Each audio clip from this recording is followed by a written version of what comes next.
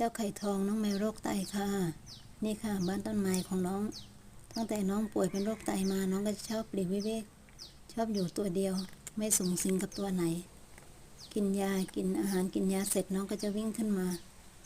อยู่บนต้นไม้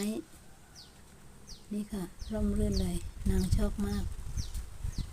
เดี๋ยวพอช่วงหน้าฝนเราก็ต้องหากรงให้น้องอยู่ก็ต้องช่วยดูแลกันไปเป็นกำลังใจให้น้องด้วยนะคะ